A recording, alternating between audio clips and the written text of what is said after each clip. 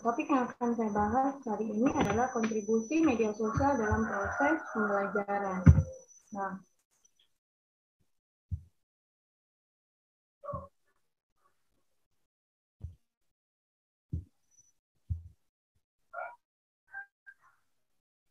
ini kelihatan ya? Oke. Nah, kenapa sih saya ambil topik ini kontribusi sosial dalam dalam proses pembelajaran? Karena saya paham betul dan kita semua saya rasa paham betul bahwa media sosial saat ini merambah di seluruh kalangan, baik itu peserta didik, siswa dalam artian maupun orang dewasa. Nah, saya berpikir bahwa sebenarnya media sosial ini memiliki peranan penting dalam proses pembelajaran dan memberikan kontribusi yang positif. Nah, selanjutnya sebelum kita bahas lebih lanjut nih ke media sosial itu sendiri, saya pengen kita diskusikan dulu tentang pembelajaran ideal dalam kelas.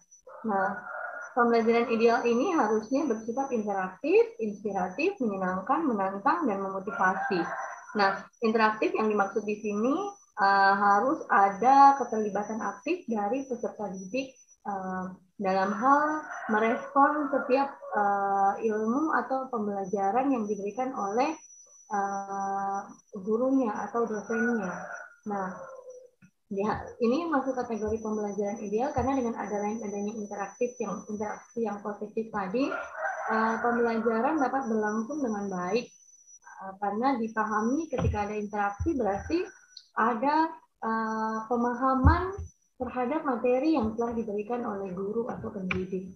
Nah, selanjutnya harus diberi proses pembelajaran ini dikatakan ideal ketika materi yang diberikan atau cara guru dalam menyampaikan materi ini bersifat memberikan inspirasi bagi siswa sehingga siswa mau atau dari proses pemahaman tadi siswa akhirnya bisa memanfaatkan ilmu pengetahuan yang telah diberikan. Selanjutnya menyenangkan. Pembelajaran ini harus bersifat menyenangkan agar para siswa tidak merasa tertekan dalam setiap proses pembelajaran.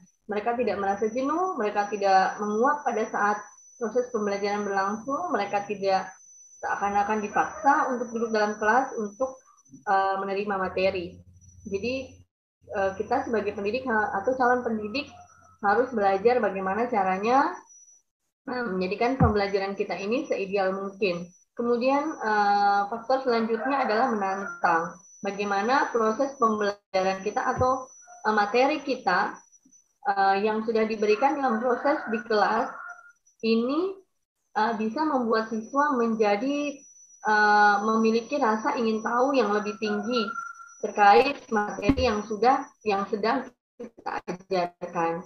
Selanjutnya ini juga bisa memotivasi siswa untuk mencari sumber-sumber belajar lain untuk menambah ilmu pengetahuannya sehingga pembelajaran materi yang diberikan tadi ini dapat jauh lebih berkembang dan bermanfaat bagi siswa.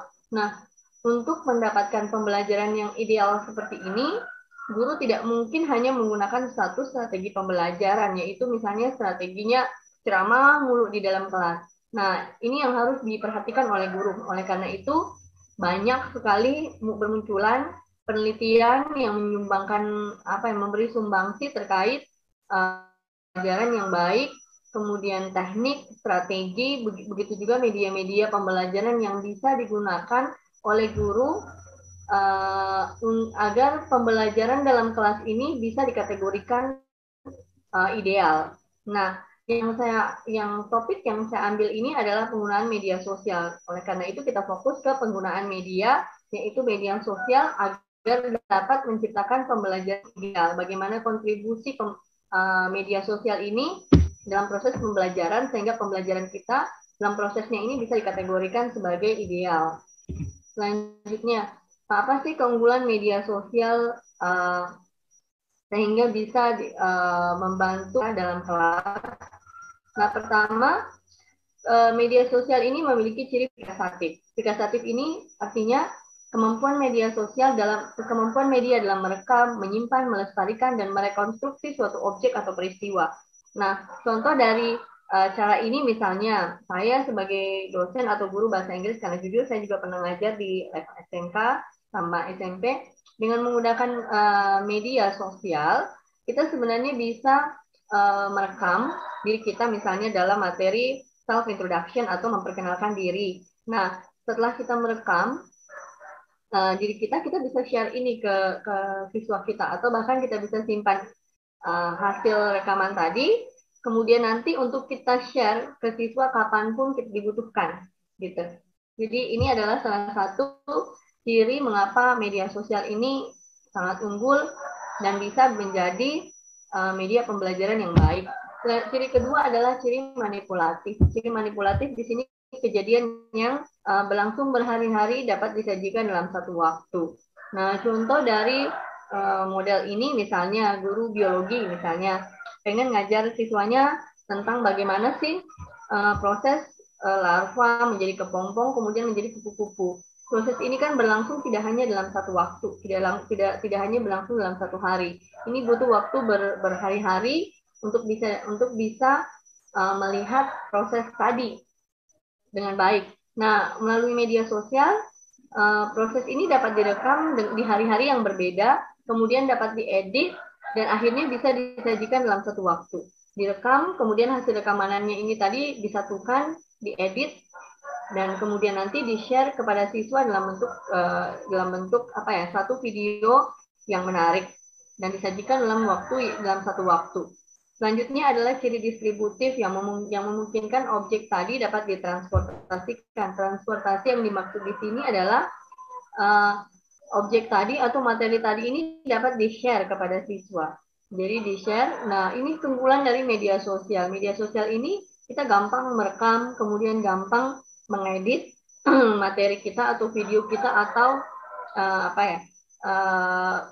materi pembelajaran kita, kemudian nanti gampang untuk kita share atau didistribusikan kepada siswa kapanpun dari manapun kita. Selanjutnya, tentunya penggunaan media sosial ini tidak bisa dilakukan atau digunakan tanpa adanya akses dari internet. Akses internet sangat dibutuhkan. Nah, saat ini saya mencari sumber kenapa sih alasan-alasan utama orang menggunakan internet saat ini. Nah, dari hasil ini, dari data di bulan Februari tahun 2022, bulan kemarin, ini alasan-alasan utama orang menggunakan internet. Yang pertama adalah finding information atau mencari informasi, ini ada di 80%. Nah, berarti finding new ideas and inspiration, kemudian ada staying in touch with friends and family, filling up spare time.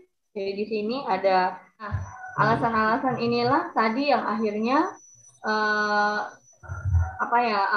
membuat orang-orang menggunakan internet gitu. Nah, alasan pertamanya tadi yang di tingkat atas adalah finding information, di mana akhirnya kita paham bahwa banyak orang yang ingin mencari informasi terbaru terkait tugas dari guru misalnya, atau guru mencari materi untuk pengembangan materinya di kelas melalui internet.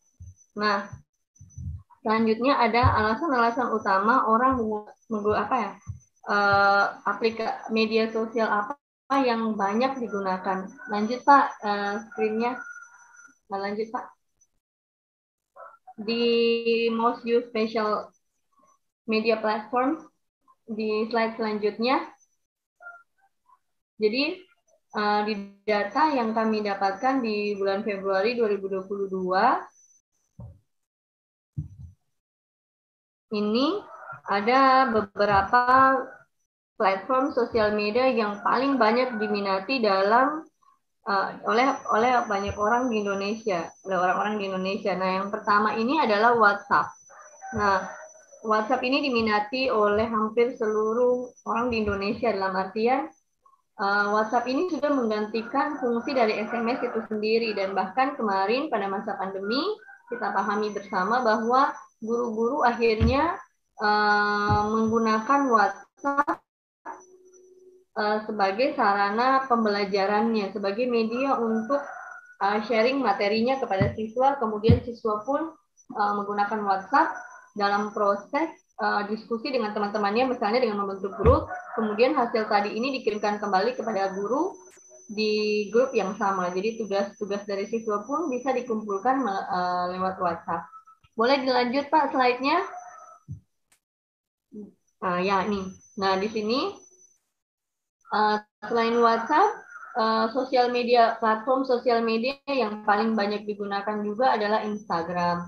Nah, sekarang para siswa rata-rata di sini ini punya Instagram sebagai sosial medianya. Bahkan satu orang ini bisa memiliki beberapa sosial media atau bisa memiliki beberapa akun sosial media. Nah, biasanya yang paling banyak diminati orang ini adalah WhatsApp yang paling tinggi, kemudian Instagram, banyak anak-anak memiliki Facebook, TikTok, Telegram, Twitter, kemudian Facebook Messenger, Line, dan lain-lain sebagainya. Nah, melalui platform sosial media ini, saya rasa nih, dan hasil penelitian juga membuktikan bahwa sebenarnya para guru atau para pendidik ini tidak boleh tidak bahwa sosial media ini hanya memberikan hal-hal yang negatif atau hanya berefek negatif pada seseorang. Nah, dia berefek negatif ketika kita menggunakannya dalam hal yang negatif, tapi sesungguhnya banyak hal positif yang dikontribusikan oleh media sosial kepada kita sebagai pendidik dan juga kepada peserta didik. Nah, oleh karena itu kita harus betul-betul bisa menggunakan sosial media ini secara bijak. Nah, terus boleh di slide selanjutnya, Pak. Media sosial ini sebenarnya adalah media sosial yang digunakan pertama kali adalah email. Nah, email ini memberikan evolusi, yaitu menunjukkan perkembangan baru dan berkomunikasi. Dari ini adalah awal dari media sosial. Dulu kita sharing informasi atau tugas kepada guru misalnya atau kepada dosen ini melalui email. Nah, kemudian berevolusi karena dalam sejarah pertama kali akses informasi secara instan, global, dan cepat ini menjadi banyak media sosial yang berkembang sampai saat ini, yaitu WhatsApp, kemudian ada Instagram, ada Facebook yang bisa digunakan oleh kita dalam berinteraksi dengan banyak orang gitu. Selanjutnya, media sosial ini berkontribusi secara sosial, yaitu keadaan media sosial dapat membedakan kemampuan setiap orang untuk berbagi dan berkontribusi pesan kepada sasaran. Jadi orang ini berbeda-beda dalam menyampaikan pesan. Pesan dari guru kepada murid tentunya isinya akan berbeda dengan pesan dari antara murid ke murid, misalnya teman dan temannya gitu. Isinya pasti berbeda karena sasarannya berbeda, kemudian tujuannya berbeda. Nah, media sosial ini membebaskan kita untuk untuk memberikan pesan dalam hal membagi pesan kepada sasaran. Selanjutnya, model pembelajaran menggunakan media sosial. Jadi, boleh dilanjutkan di slide selanjutnya, Pak. Nah, terus bagaimana guru atau pendidik menggunakan media sosial gitu.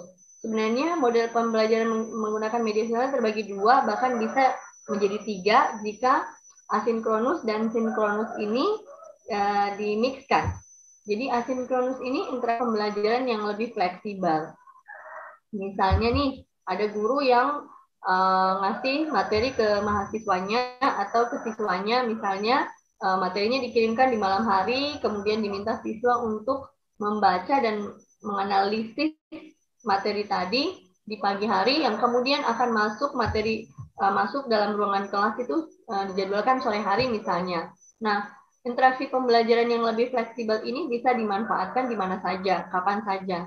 Guru tidak lagi, atau dosen atau pendidik dalam artian tidak lagi harus melaksanakan interaksi pembelajaran hanya di dalam kelas, tapi jauh lebih fleksibel. Gitu. Biasanya ini dilakukan di WA. Nah, selanjutnya ada yang sinkronus, berinteraksi dalam proses pembelajaran dilakukan bersamaan dengan menggunakan video conference. Nah, kalau ini interaksi pembelajaran yang dilakukan secara bersamaan dalam satu waktu, Nah, misalnya pada masa pandemi kemarin, ini kan kalau guru-guru ingin langsung berinteraksi dengan siswanya dalam kelas, masih ada pelarangan.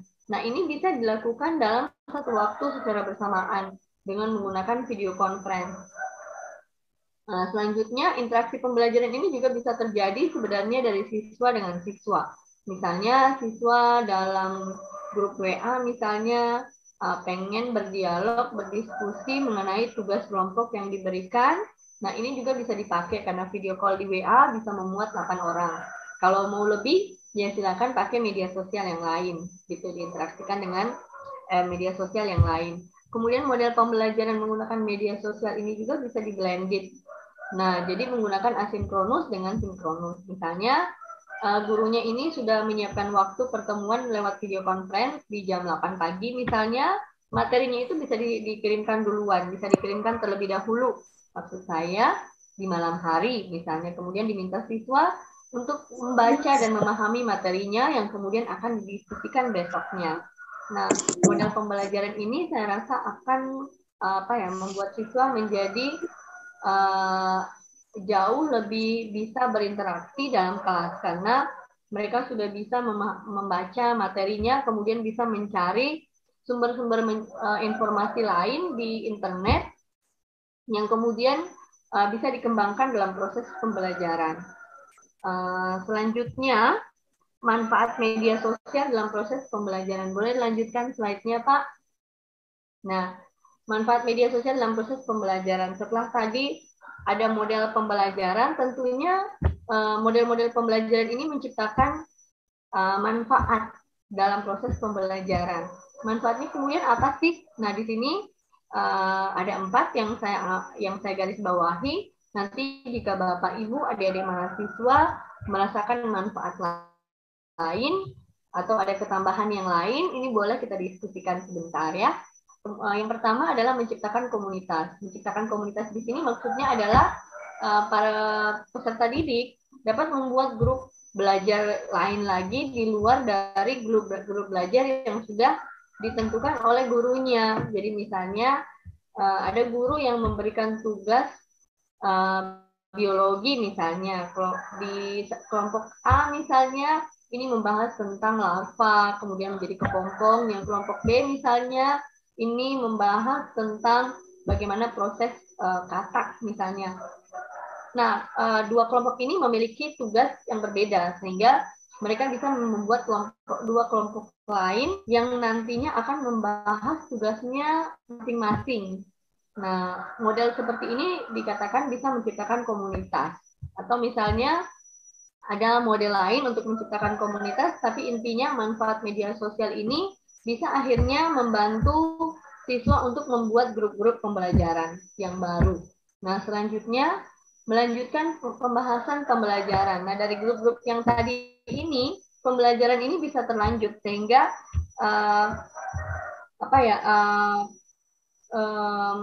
kualitas pembelajaran ini dapat lebih meningkat lagi gitu karena pembahasan pembelajaran yang mungkin di kelasnya tadi belum dirasa puas, kemudian juga bisa dilanjutkan di grup WA tadi. Misalnya kalau ada siswa yang tidak sempat hadir juga di dalam kelas, tapi kemudian sudah mendapatkan materi, dan kemudian memiliki grup WA bersama gurunya, ini juga bisa langsung didiskusikan, tergantung dari kebijaksanaan yang diberikan oleh guru.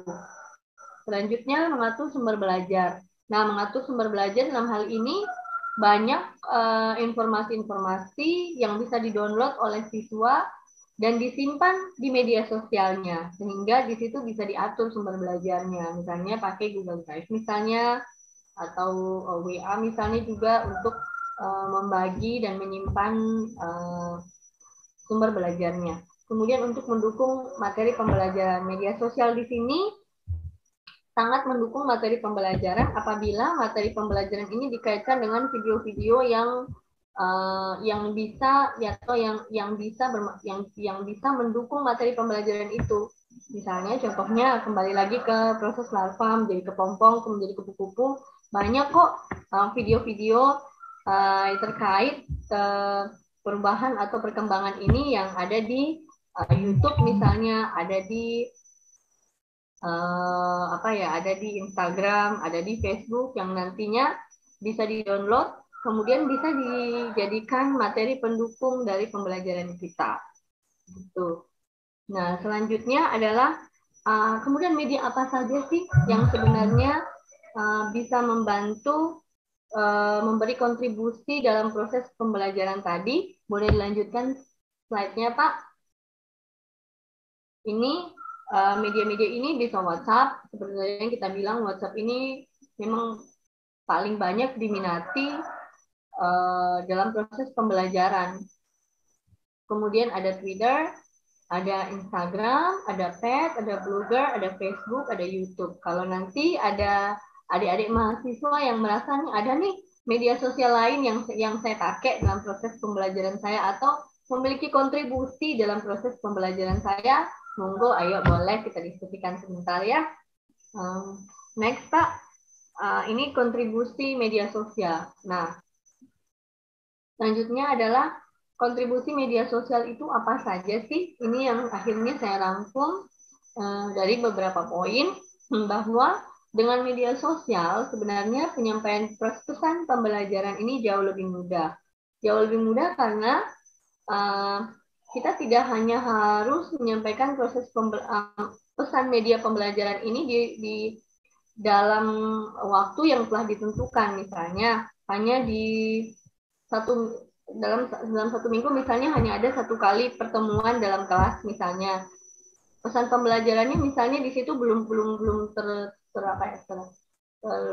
tersampaikan dengan baik. Nah, kita bisa pakai cara yang lain melalui media WA misalnya atau menggunakan menggunakan video misalnya agar pesan-pesan pembelajarannya ini jauh lebih mudah untuk tersampaikan. Sehingga di sini guru ini bisa atau para pendidik tidak lagi terlanjur susah untuk berkuar-kuar dalam kelas. Misalnya cukup menggunakan video, kemudian diminta siswa untuk menganalisis video tadi, setelah dianalisis, selanjutnya dibiarkan siswa untuk berdiskusi, kemudian pesan pembelajarannya ini akan mudah disampaikan.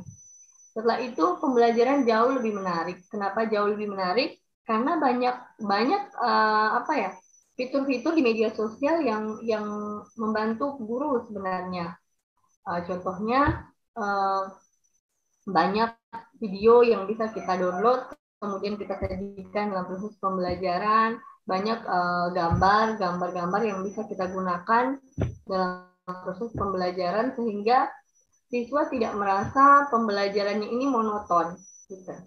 Selanjutnya pembelajaran jauh lebih interaktif. Pembelajaran lebih interaktif karena apa tadi? Karena saya sampaikan sebelumnya bahwa guru bisa share dimulai atau sehari sebelum sehingga kita bisa mengizinkan siswa untuk membaca materi tersebut sebelumnya. Setelah itu siswa masih diajarkan untuk mencari sumber-sumber belajar lain dalam hal untuk mengembangkan materi yang sudah diberikan. Nah, sumber-sumber lain tadi akan memberikan kontribusi dalam hal pemberian informasi tambahan terkait materi yang sudah diberikan. Nah, informasi tambahan tadi kemudian ini bisa didiskusikan dalam kelas sehingga siswa ini memiliki pengalaman awal dalam materi kita. Selanjutnya, interaksi dalam kelas ini bisa terjadi. Setelah itu adalah waktu pelaksanaan pembelajaran lebih sedikit. Lebih sedikit di sini maksudnya adalah guru tidak perlu melaksanakan pembelajaran itu terlalu lama. Misalnya materinya A misalnya harus disampaikan dalam kurun waktu 90 menit. Sebenarnya diberikan saja video atau materi ini sudah cukup, kemudian diarahkan siswa untuk berdiskusi karena kurikulum sekarang ini kurikulum merdeka mengizinkan mendukung siswa untuk bekerja sama, berdiskusi dengan teman-temannya sehingga kualitas pembelajaran ini bisa jauh lebih meningkat karena guru tidak lagi berperan sebagai penceramah dalam kelas. Dalam artian semua materi, semua sumber informasi itu dari satu pihak, dari guru saja. Nah, sekarang murid juga diberi kesempatan untuk menambah wawasannya, mencari informasi seluas-luasnya, sehingga waktu pembelajaran yang lebih sedikit tadi, ini bisa meningkatkan kualitas pembelajaran.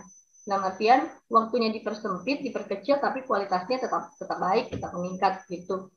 Selanjutnya, proses pembelajaran ini lebih fleksibel, dapat dilaksanakan kapanpun dan dimanapun. Di masa pandemi kemarin, kita pahami bahwa di waktu pembelajaran yang sangat sedikit itu, guru bisa meningkatkan kualitas pembelajarannya. Tapi media sosial yang tepat guna dalam artian sesuai dengan materi pembelajarannya. Kemudian proses pembelajaran yang lebih fleksibel tadi ini dapat dilaksanakan kapan saja, di mana saja. Mau di malam hari gurunya share materi, mau di malam hari ada siswa misalnya yang pengen bertanya terkait materi yang diberikan pun bisa dilaksanakan. Selanjutnya, ada sikap positif siswa terhadap materi pembelajaran serta proses pembelajaran ini dapat lebih meningkat. Karena ada interaksi yang baik, karena media pembelajarannya menarik, sehingga siswa dapat memberikan sikap positif sebenarnya terhadap materi pembelajaran kita. Nah, proses pembelajaran seperti ini akan membangun rasa ingin tahu, dapat membangun motivasi siswa untuk jauh lebih belajar, jauh lebih mengetahui materi yang diberikan oleh guru. Kemudian peran guru ini lebih ke arah yang positif. Positif maksudnya guru jauh lebih kreatif dalam memanfaatkan media sosial. Guru jauh lebih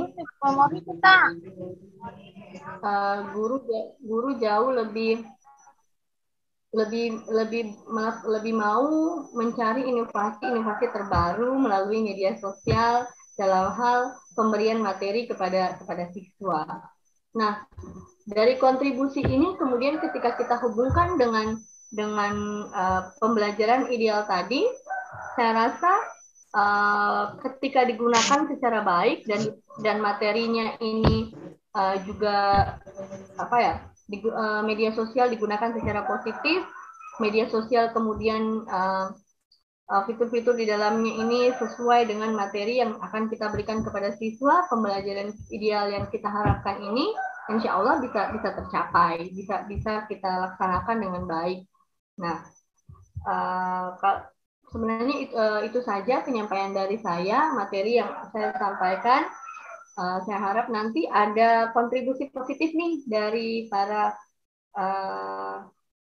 adik-adik mahasiswa, kemudian member Analog Teacher of Learning yang hadir hari ini, sehingga diskusi kita jauh lebih mendalam terkait dengan kontribusi media sosial dalam proses pembelajaran yang dirasakan bersama-sama sebagai pendidik maupun sebagai peserta didik. Terima kasih Mbak moderator.